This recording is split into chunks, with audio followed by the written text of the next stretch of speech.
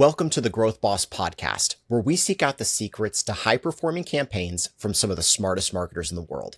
I'm your host, Jared Smith. Today, I have Sarah Levinger with me, and she's going to teach us the future of ad creative, how multi-identity marketing is unlocking the next wave of performance. Sarah has spent over a decade studying what really makes buyers take action. She discovered that success isn't about creative ads, irresistible offers, or perfect strategies. It's about understanding the deeper reasons behind customer behavior. When brands tap into this, they create messages that truly connect, turning casual shoppers into loyal fans. Sarah now helps businesses use psychology to drive real growth with strategies that actually work. Her goal is to make marketing more human so brands can build lasting relationships and unlock their full potential. Sarah, thanks so much for being here today. Thank you for having me. I'm excited to chat. This is my favorite topic, so. Awesome. Let's start at the beginning. What exactly is multi-identity marketing? Yes. This is something that I've been studying for like the last 3 to 4 years, really ever since COVID happened. Mostly out of necessity. I had a lot of brands. Is that because we all have multi-identity issues now? 100%. I feel like everybody needs to just have a good sense of who we are as humans. It also helps a lot in marketing though, when you understand kind of how humans are built. But this was born straight out of COVID. So at the time I was doing media buying for a small agency, and I found that often when I combined specific pieces of who people are, most of the time, completely opposite pieces of who they are, it tends to hit better, work better, perform better.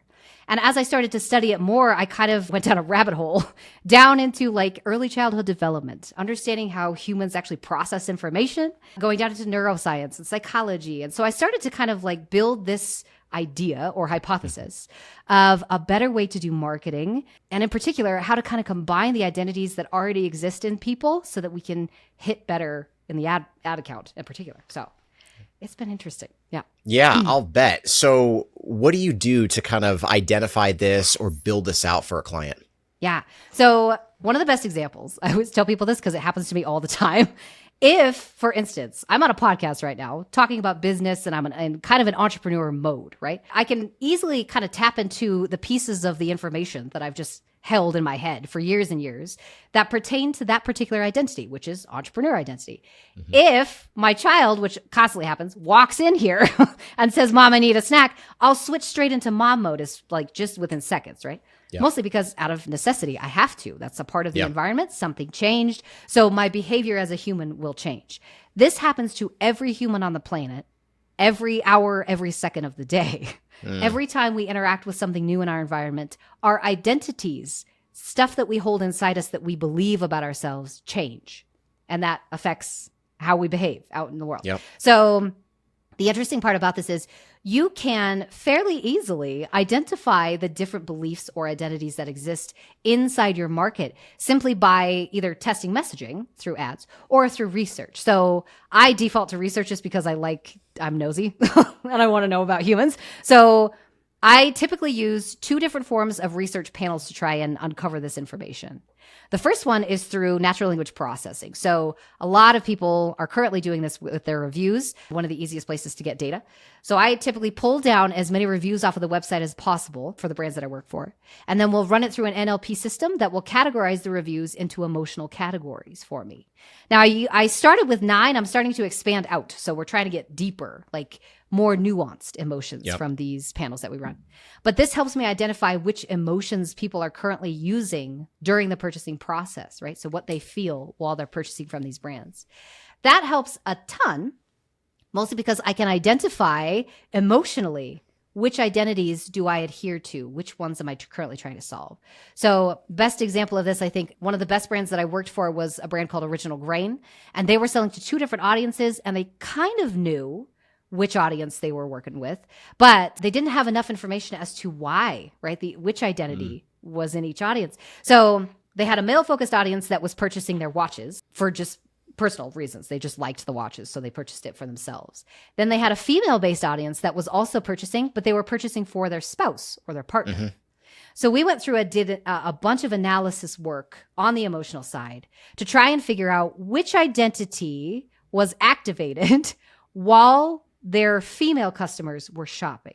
Now, When I say identity, I'm trying to figure out wife is an identity, right? Partner is an identity. Girlfriend's an identity. A secondary identity past that, though, might be I'm a good gift giver. That's an identity that these people might hold, right? Or I'm a unique gift giver. I pick good gifts for these people. I pick different gifts, bizarre gifts. Or possibly I'm the type of person that wants recognition. That's a belief that somebody might also hold, right? Absolutely. So we did a lot of research to try and figure out which identities were in each market, and we found that their female audience, the gift givers, were very sensitive to messages about showing appreciation for the men in their life, but particularly when it came to showing appreciation for the spouse that works way hard for the family, like overworks to try and make sure that our life is a good life, basically, right? So 2 identities activated: good wife, good spouse, right? Yep. And it was interesting when you start to dig into it. So yes, lots of times it comes down to NLP work, but we also have picture-based surveys that will do kind of the same thing. All we're trying to do is pull out which identities exist so we can activate them at the right time. Interesting. So I want to dive into that a little bit. So did you capture these ideas by going through their reviews, or was that something else that you did to kind of survey the customers to be able to figure those things out? Yeah. Like how did I come up with the product? Is that your question? No, but for the emotions behind the gift giving, for the wife that's partner that's getting it for her loved one, was that based on just kind of parsing through reviews, or was that something else? Okay. Yeah. Unbelievable. So the panel that we ran for Original Grain was the NLP. It wasn't the CIM is the second panel that I run. That one's based on picture-based surveys, so pictorial surveys. So the NLP was 100%. We pulled it from data they already had, just reviews. And it was, the system would basically go through and map. It would make a cross-reference between here's a corpus of words, like 20,000 different words and phrases. Yep. Here's your reviews. Now I'm just going to go back and forth and see, does this keyword exist in the review? And if it does, I assign it a number.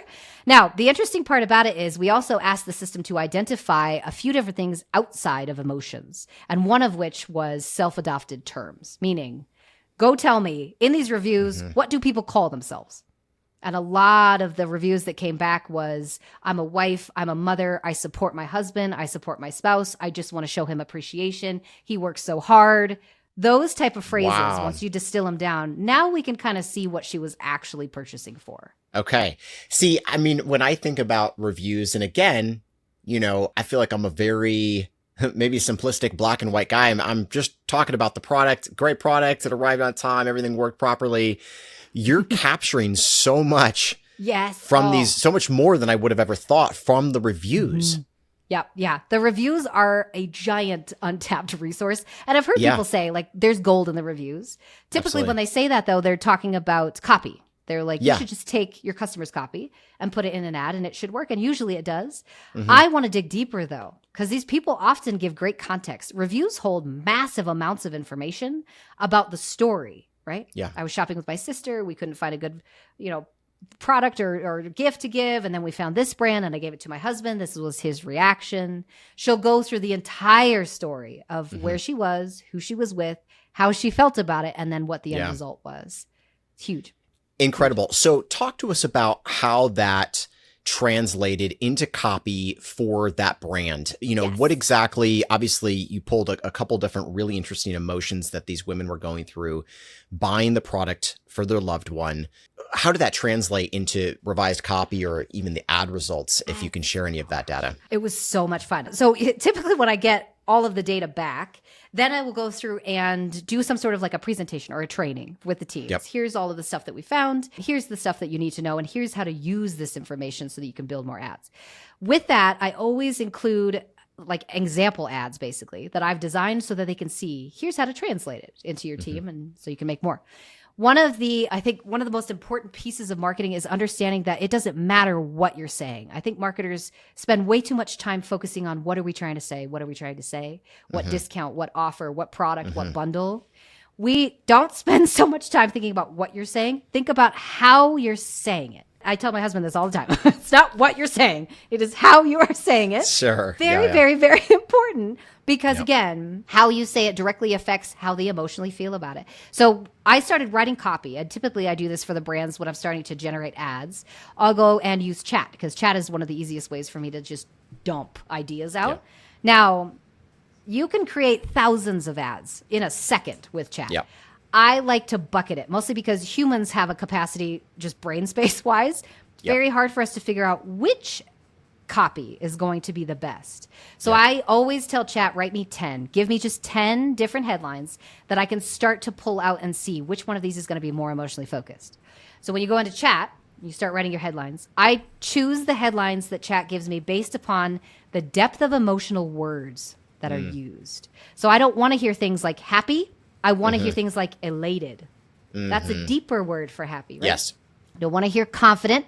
I want to hear cheeky, because that's a different type of confidence, right? And why do you prefer that?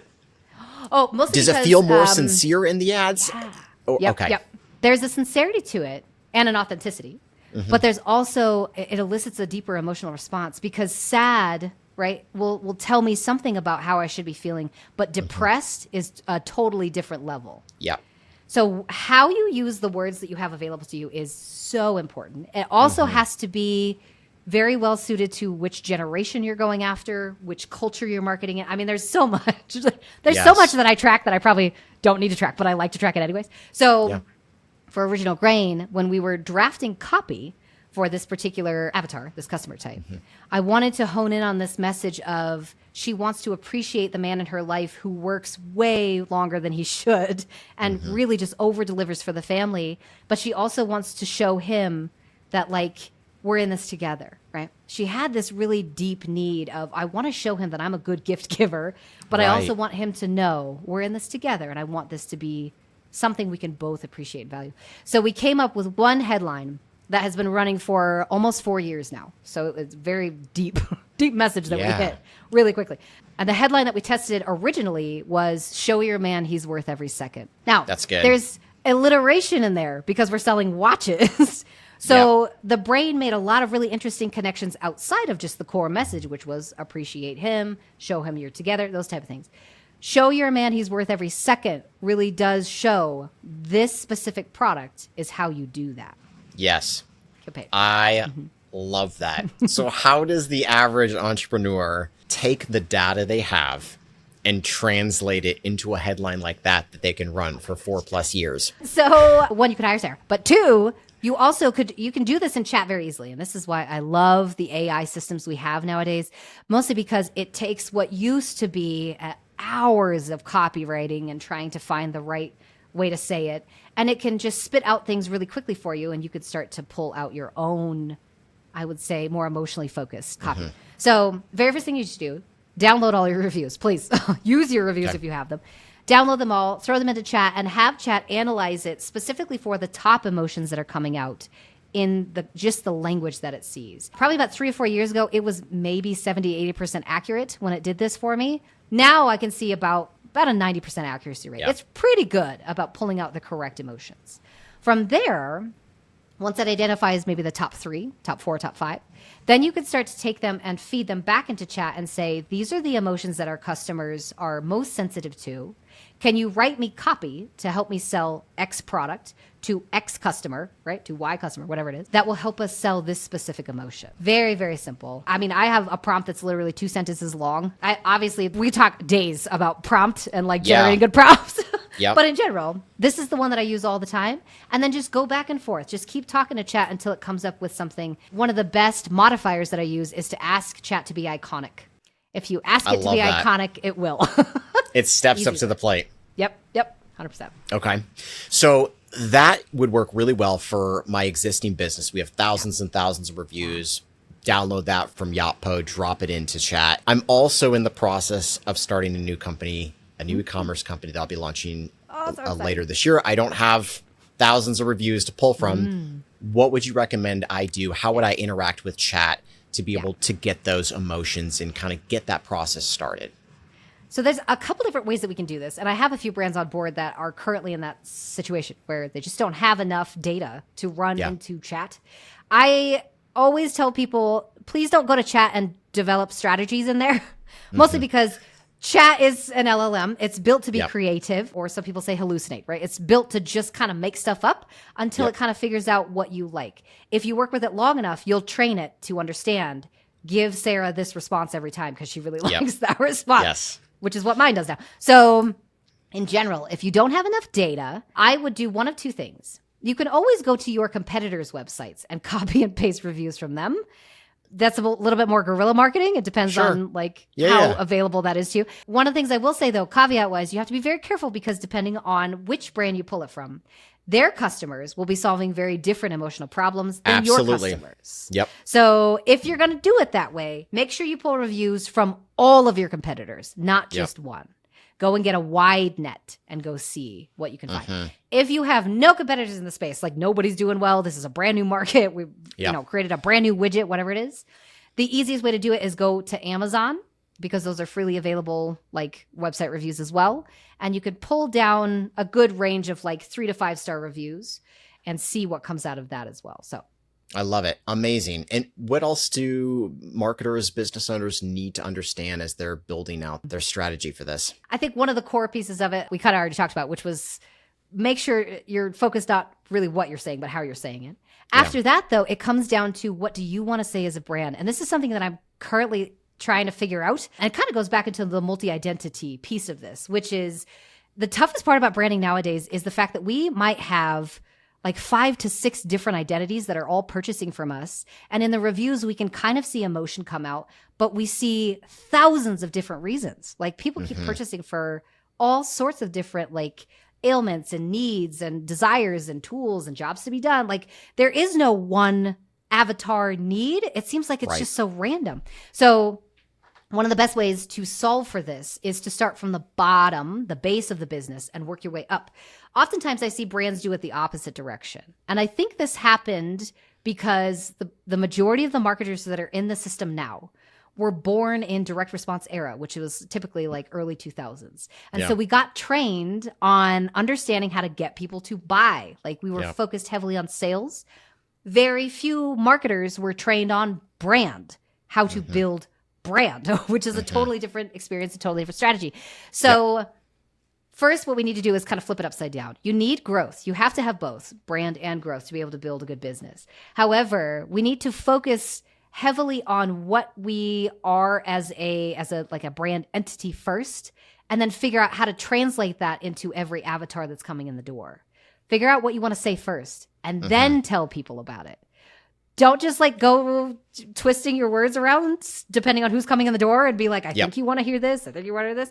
It's way better if you can understand who we are as a brand first and then start to kind of segment down.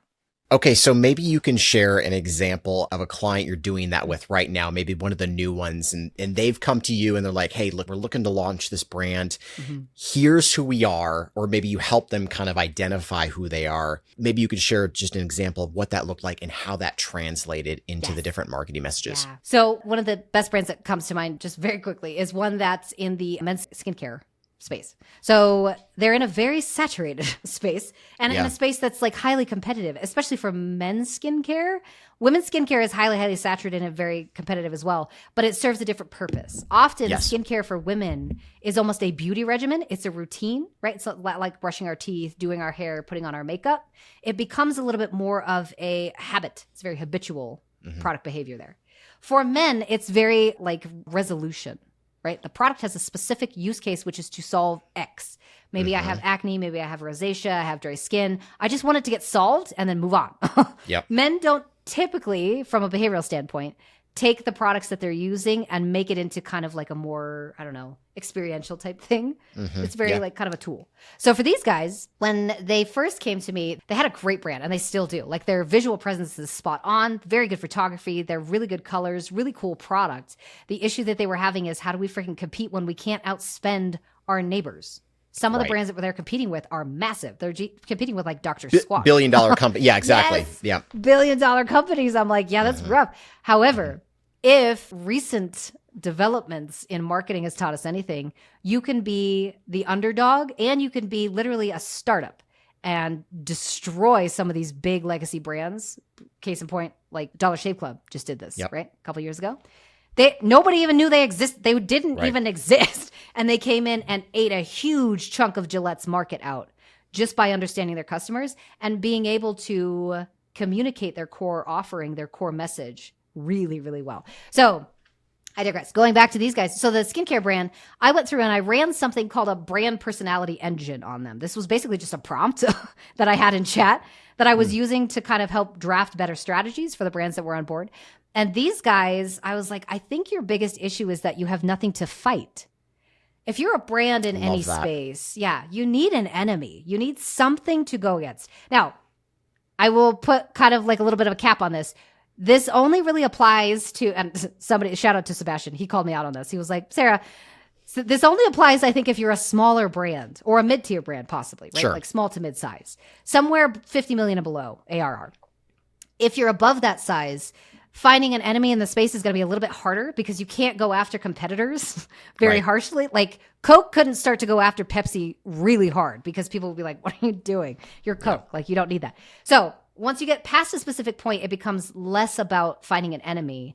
And I think more about aligning yourself with specific identities of the people that you're working with. But for the smaller brands, if you have something to fight, it's a lot easier for people to understand who you are not for, if that makes sense. So for these guys, went through, ran the personality engine, and one of the suggestions was you need to compare yourself a little bit to kind of more of, you guys are the modern day man skincare. Everyone else is archaic, cavemen, right? So the competitors in your space are a little bit more too masculine, right? Too kind of abrupt. They're too harsh. They're too, I don't know, like mountain scent and like pine needles, right? Yeah. There's too many of those. The hole in the industry is there's no skincare brand that currently just solves for the modern day, very simple, kind of like average male who just wants good skincare and doesn't need to be told you have to be a manly man to be able to have good skin. So this was something that I brought back to the brand and gave it to them. They're currently trying to figure out, obviously, execution is second. So you can know very easily, this is a great idea. We should go after being like, we are not for the cavemen, we're for the modern men. Next piece of it is let's build strategy as to how we should execute that.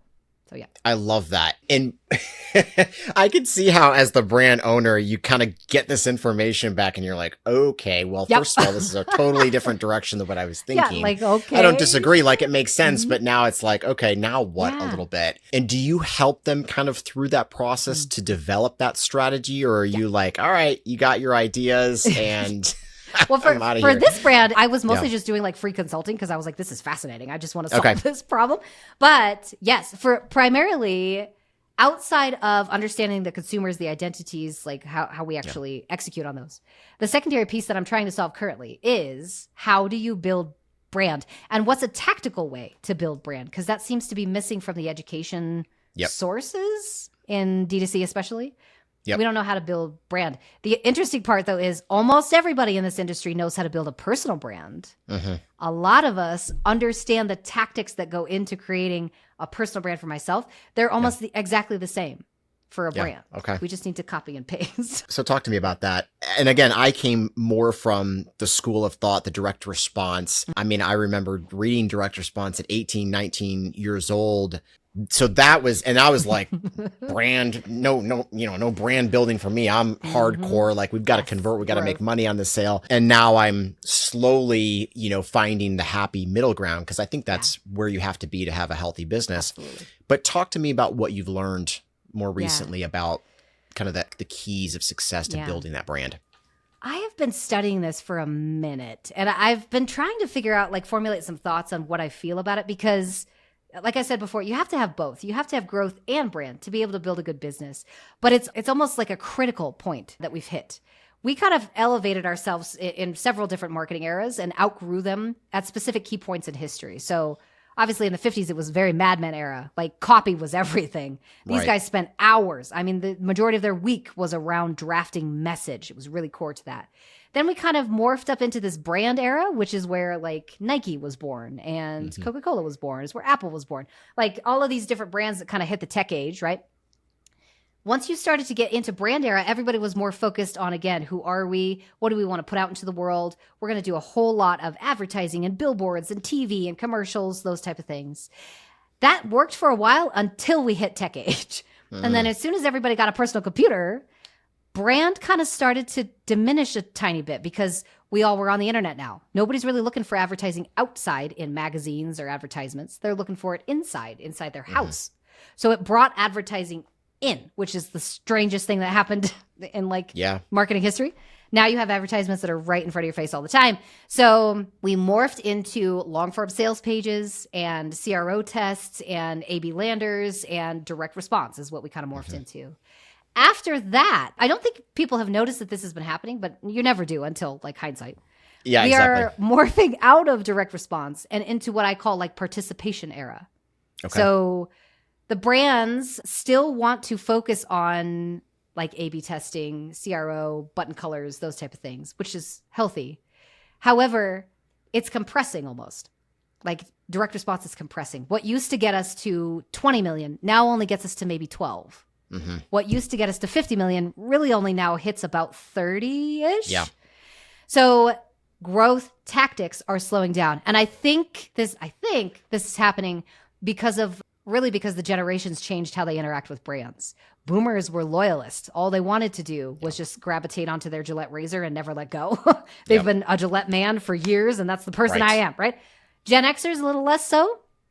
However, Gen Xers are very critical about how they look at the brands. They solve things very much by looking at all of the data, taking in information, and choosing one. They're pretty loyal as long as the brand doesn't do something that knocks them off, right? If they have a bad customer experience, they're going to skip out. But for the most part, they're pretty loyal. Millennials, not loyal at all. The millennials are just we wander. We try things and we test it and oh, this is a cool brand. This is a novel idea. I like this ad. I like this organic piece of content. I'll try it. We're triers. We're testers.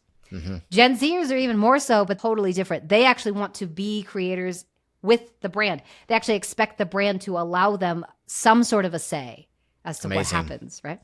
So every generation has kind of its own weirdness. Yeah. But in general, this wraps back into brand because we can no longer just expect to send out a good offer and get in a good customer. Instead, we're going to have to put a lot more effort into deciding which message we want to put out there and then creating an experience around the message. An experience. And I'm not talking unboxing. I'm talking what does your brand give to the customer that has nothing to do with purchasing the product? Disney is a great example of this. That's the reason why they've survived as long as they have, because they put an experience around what the product was. They sell cartoons. Right. They sell merchandise, right? They sell experience, though, around both of those things that causes you to become so emotionally attached, you don't skip out of the brand. Okay, so the $1 million question is, how do we build that experience with our brand? Yes. Okay, so I've seen this done in many, many different ways. And I have kind of my own methodology for how I would tackle it. Depends on the product, obviously. But let's take watches, right? So Original Grain. Yep. For them, Nate at the top, really, really good marketer. He's on my podcast, so I'm biased, but still, really, really good marketer. He understands that our core customer, the guys that are buying for themselves, believe something very deeply about themselves. They're family men. Some of them are very religious. They're very politically focused. They're very well educated. They're also hard workers. Work ethic is incredibly important to them. So story is deep for these guys. So he's creating an experience around the brand by providing things like tours to these whiskey breweries that they source their product from, right? Or other things that they're doing, they do a lot of partnerships with influencers outside of watches. So country music singers and people in sports and they're starting to partner with a bunch of different entities so that they can push the brand outside of just the watch sphere. Yeah. Now, if I was going to go in and push that strategy much farther, I would probably start to create either in-world experiences or digital experiences that people could be a part of that push this message deeper. So for instance, moving away from watches, Lego does this. Now, Lego is really interesting because they actually didn't have to do it for themselves. By nature of their product, they have people that are just producing content for them, right? Absolutely. That's what I wish Original Grain would do. And I think there's ways that we could probably put that into place. But how do you make it so that people want to create content around your product? There's many ways that they could probably do it. But in general, content. Yeah. Wrap that back around. Content. Yeah. And so how does this idea where we're talking about building brand kind of fit into the conversation that's happening with performance branding, which is where I'm like, okay, that makes sense. That feels like the happy medium. Is that kind of in line with what you're sharing, or do you feel like what you're talking about is different here? I personally think brand and performance are basically the same beast. We just split them up as marketers just because it's easier for us to understand. Yep. And tactically, again, we were all trained on direct response. So that's the only way we know how to think about it. But brand and performance, exact same thing in my book. Because at the end of the day, marketing is an amplifier. It's just supposed to sit here and shout the message louder. If you don't know what your message is or you don't know what you're trying to say, you're just going to keep shouting messages all day long, and then whoever resonates might come in, type of a thing. So performance-wise and brand-wise, it all comes down to, what you're trying to communicate. Yeah. Okay. And once we've identified kind of a couple different angles, behaviors, emotions that we want to connect with as a brand, how do you recommend brands go about testing these ideas in their ads? How many different, emotions are we testing at a single time? Yeah. I have changed my methodology on this a few times because since COVID, the tactics that you use inside the ad account have changed drastically, primarily because Meta keeps removing stuff. So we just can't get a hold of everything we used to have. In general, I prefer precision testing over volume testing. Okay. I have a lot of people in the industry that don't like that. But in general, I have a good reason for it. And it's because I truly believe volume testing is a good crutch to use if you don't know what you're trying to say. Okay. So there's a lot of brands that will come back and say, well, volume's working for us. And I'll usually point out the fact that you have a very large budget. That's probably part of it. And also, it doesn't quite affect you as much if you have that large budget, if you kind of know what you're trying to say, right? So you guys probably run enough tests that you can hit it at least a few times a month. And that's helpful, right? If you're a smaller brand and you don't have the budget to put behind volume right now, or if you're the only one creating your ads, like it's a founder creating his own creative, it's a little bit harder because I can't produce hundreds of ads this month. I got a business to run. So it's better for you to do the research up front to understand what do we need to say and then put the message out. So I typically start with a batch of 9, and that's on purpose. Sounds weird, but 9 ads, all of them statics. I don't like to work into expensive forms of ads like UGC or founder videos until I've tested those statics first, primarily because statics are dirt cheap to make and they're dirt cheap to run. So, and often I can get better results with the static than I can with UGC. So I'll typically run 9, and that's based on how many emotions come out of the NLP. So if we have 3 different emotions, I'll test 3 different ads per emotion. So a set of 9. Usually I do that because I'm trying to figure out what type of nuanced language do we need to use. If confidence is one of the emotions that came out of the NLP, then I need to test 3 different ways of saying confidence to figure out which type of confidence is going to work. Once I start to see one take off, right now I have about a 33% hit rate-ish. So out of 9 ads, I'm going to get 2 to 3 that start to scale. Usually I will take that core message, whatever the copy was that we used in there, and copy and paste it onto something that moves. So a GIF, animation, a carousel, something they can interact with. And then we can move that into UGC if both of those entities are performing. But even with that, statics still historically run better than UGC for you. Yeah. Yeah, they do. Which is, I think, is just copy-wise. It's a message. Yeah, I was going to say, you just nail the exact message that you know will resonate, or you 100%. Split test until you can hit that. So, okay. Incredible. I love it. This has been so fascinating. I mean, is there anything else that you feel like we should know to kind of get this working in our businesses? Yes. I personally believe the only reason that I've been able to have such good success with this, and again, I don't hit the mark every single time. Everybody should know. Like this 33% win rate, we're batting 350, 300. That's not bad. That's not bad. Yeah, it's not bad. In general though, it gets so much easier when you do what I call combination marketing than ideation marketing. So oftentimes in the industry, what we'll do is we'll sit down and brainstorm. Here's all the ideas we want to run this month. Here's all the things that would just be fun to build is what we typically run towards. We optimize for what the marketers think will be fun to make. What we should be optimizing for is what's probably going to hit the mark the best. So in general, I like to do all of my research first and keep myself like a giant document. Here's everything I know about my customer. I'll go through and look at things like Google Trends, Google Keyword Planner, Answer the Public. Pinterest Trends is a great place to go as well. And then I'll compile all this data down. So that way I can go into this spreadsheet document, whatever it is, and I can pick and choose different elements, right? So I can say, this is trending right now on Google. This is trending on Pinterest. This is trending on TikTok. Let's combine it into an ad. Love Combination. Marketing is a lot easier. This also helps you, wrapping back into like those identities, it helps you nail the identities a lot faster. If you know your customer is a female who currently has this problem with this, all these different issues, and she likes humor, Those two identities are really easy to put into an ad if we can figure out which identities to go after. So big document. Everybody needs some sort of a big customer data document. And then we need to do combinations of the things we're seeing, not necessarily just trying to come up with ideas off the top of our head. Yeah. What's kind of a sweet spot for you to come into a company? Again, you have brands that are extremely established, brands that are newer. Where's that sweet spot for you? Because I'm like, I would love to bring you into what we're doing, but I want to make sure I have enough data to where your job, you're taking us from like a 5 to a 10, not from a 1, to a 7. Yeah. So what does that look like? Yeah. Typically, I work with brands that are kind of that more mid-size. So somewhere between, I'd say like 20 million ARR and up to like 50 million ARR. I've worked with brands that are 9-figure and above, but typically those brands want more training. So they're like, can you come in and train our team on how to do this? And I'm like, sure.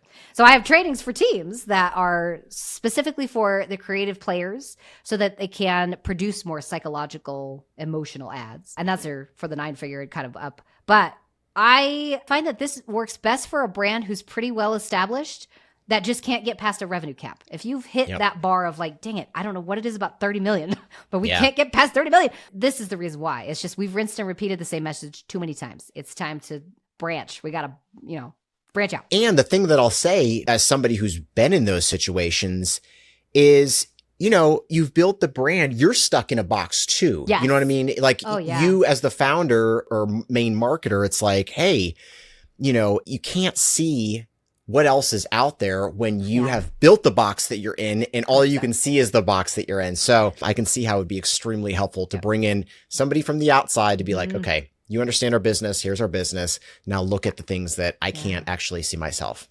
100%. I think a lot of this comes down to marketer bias, which is something I'm actively trying to solve for by doing research panels that pull out my own bias. Because Sarah's going to be biased towards these customers as well, just based on human nature. So the less biased you can be towards customers, the better messages you're going to create because it's for them, not for you or for the other marketers in the room that you might be trying to impress. Very important for us to take out your own bias and start to create good ads that are going to resonate deeper with the customers you're trying to bring in.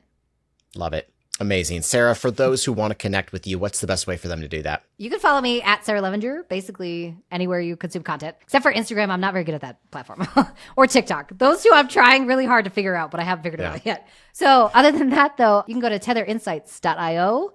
If you want to kind of check out the research panels that we run. Like I said, I have 2 different ones. Both of them pull out emotional and identity data, so you can kind of connect with your customers better. But yeah, that's probably the easiest places to find me. Incredible. Thanks so much.